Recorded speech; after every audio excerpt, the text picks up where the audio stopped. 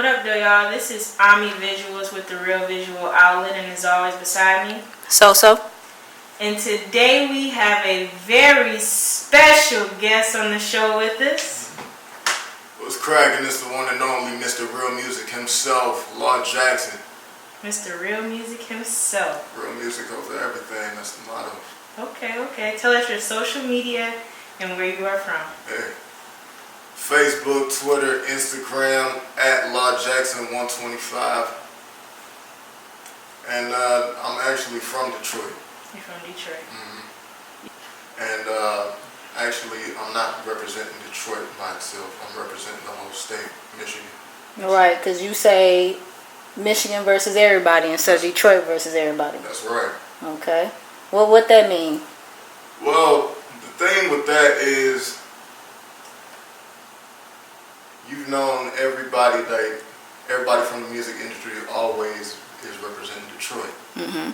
And the only time that Flint ever got any notice was the bullshit with the water. Nobody talks about Flint anymore after that. Nobody talks about Yaktown. Shout out to my dudes in the Yak, Ill Will, JC. Listen, you about to rap after every song. Nah. I get that a lot though, but nah. And just my idea was bringing Michigan together as one. Mm-hmm. Okay. Tell us what it was like growing up off of Finkel for you, or did you grow up over on Finkel? Because I think in a 2013 post I was on Instagram searching for real, you had a Nigerian little quote. They were making fun of the accents. And you said, what the fuck? Like, it was just like offensive. So are you Nigerian? Nah. Okay. Nah. That shit just really struck me a different way, and I had to say something about that. But nah, I'm from Finkel and Evergreen on the west side. Okay. So, I've been there basically all my life. Okay. What was it like growing up on Finkel for you?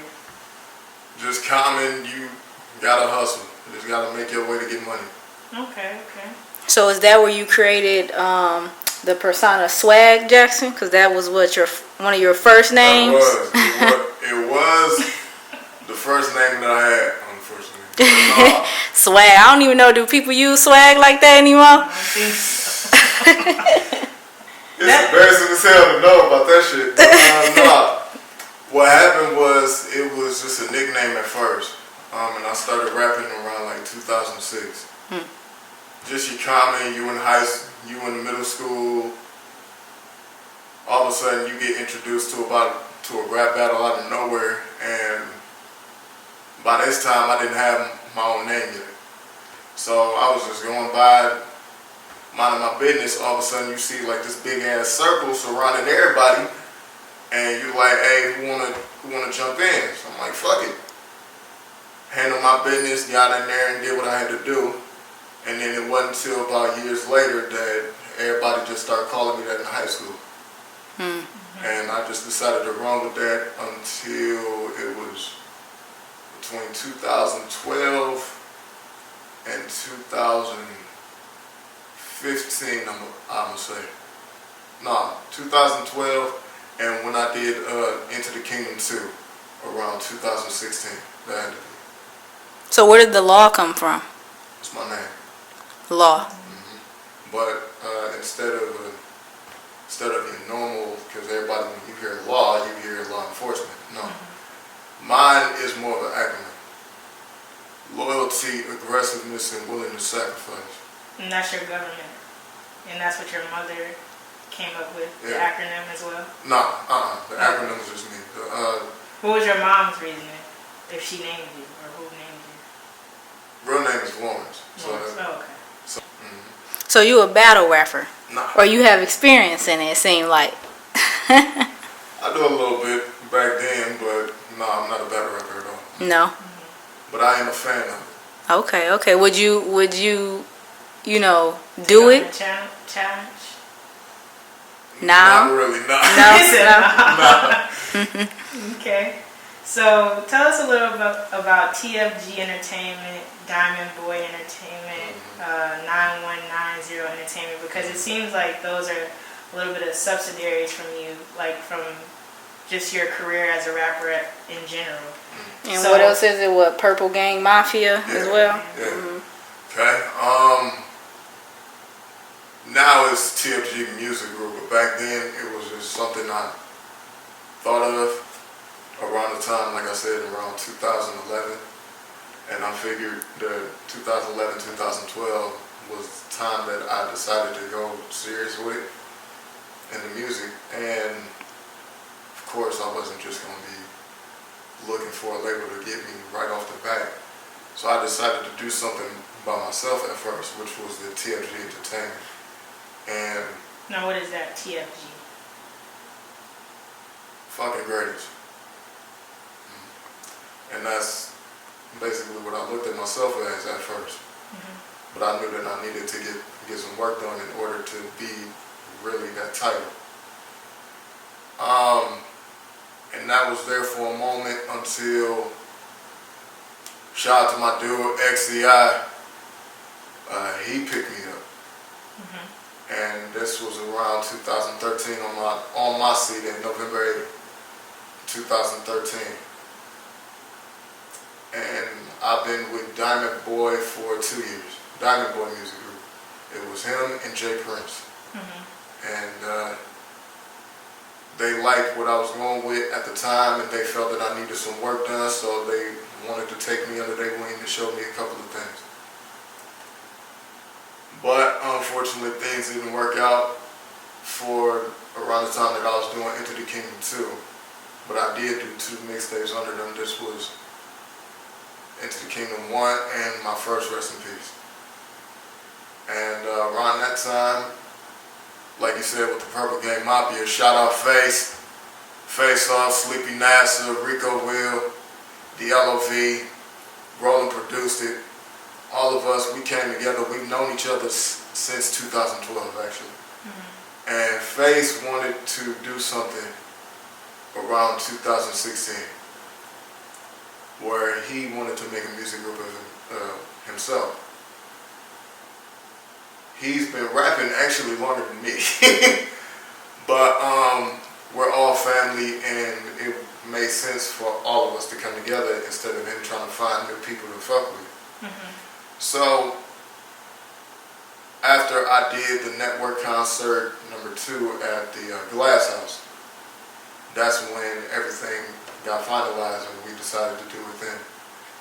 And I'm still under them. It's just that as far as my projects are concerned, it's just my label is the one that's getting the name of it. Last Hope at 9,000 views. Yeah, that's ridiculous. So tell us about that. Yeah, I got to thank everybody for that one, because that's ridiculous. You said people paying attention to you. Oh yeah. You know, you just patience. Yeah, patience is a virtue. I've always heard that, and it's true. I got to thank everybody for that. Unfortunately, Last Hope was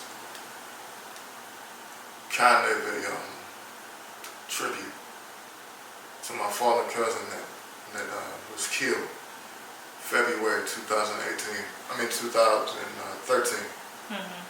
Christina Lozana. And she's the one that, if y'all have heard, she's the one that did Big Top Popcorn. Yeah, that was her.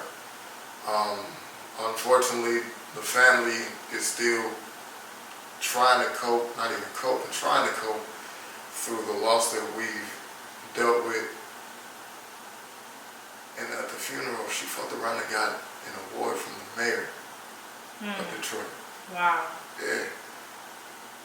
She was a kind person, just all the way around, always. No problems, no issues. She would have a laugh that would make the whole room laugh by themselves if she was laughing. I swear. If y'all met her, it would just change your day. No question. But with Last Hope, how I heard of it, shout out to Drake though, but how I heard of it was DMX. Yeah. With his Champion album. And that kind of hit me. The way he was talking, it hit me a different way, and I needed to tell my different side of the story with it. And after I linked up with Chelsea, shout out to Diamond Management. After I linked up with Chelsea, we decided to do a video with that. And the concept of the video also mixed with the concept of the song itself. Okay. So speaking on that, you said that you lost your cousin. Was that unexpected or? Very. And how we found out, and it hurts even saying this, how we found out this happened, it was me and my mom in the car. We were heading somewhere, I can't remember for the life of me. We were heading somewhere and I was in the passenger seat. She all of a sudden got a call from one of my cousins, my first cousin, and told us that she'd been trying to get in contact with Chrissy for the longest. Nobody got a response from her at all. All of a sudden, my first cousin gets a call from my second cousin Will, who was Chrissy's son, and tells her that there's cops at her house. So we trying to figure out what the fuck, like why is there cops at her house? No, shouldn't be no issues. Like I said, she's down to earth, no problems. All of a sudden, next thing I know, we get a third call from the same person. She got killed right there upstairs. And her son didn't even realize it the day before, because that's when it really happened. Her son was telling her, yelling out to her like, "Hey Ma, I'm about to go spend the night at my friend's house. You cool with it?" She didn't answer. No. And the thing that he said was weird was that he saw the motherfucker that did kill her was her husband. And yeah, exactly. My same reaction, how you looking right now, is how we all was. And that shit still is ridiculous. He saw her husband go in her car. And if I'm saying this right, he said that nobody goes in her car. Nobody drives her car. The most thing you're going to do is ride with her in her car. So he thought that shit was unexpected for the fact that he's the one driving in the car. He goes spend the night at the friend's house and doesn't think nothing of it until the next day when the friend tells him that there's cops around the house. Wow. So we all like, what the fuck? And that same day that we got the call, everybody rushed it. My first cousin, Leanne, my first cousin, her house. And then next thing you know, everything gets confirmed because we see this shit on the news. And we like, what the fuck? How did this even happen? Come to find out, this shit happens over an argument. And he's not the type to snap like that often. So I've heard, but they were having an argument about something, and all of a sudden he pulls the gun out. If I'm saying this right, it was a pistol. She got shot in her hand first because she was trying to grab the gun from him. Did it just go off or he shot? No, he shot it. And she got shot 10 times. The other 9 was on the chest. Did they end up getting him though? Yeah, they got him a month after. Okay. And found the car deep in the river. So that was, it's 2 songs actually I made about that situation. Last Hope was the second. And I'm glad that everybody is paying attention. But that was the second time that I talked about it. The first time that I said something about it was a little bit after Meek dropped Heaven or Hell. Okay. And I said something about that in that track on Into the Kingdom.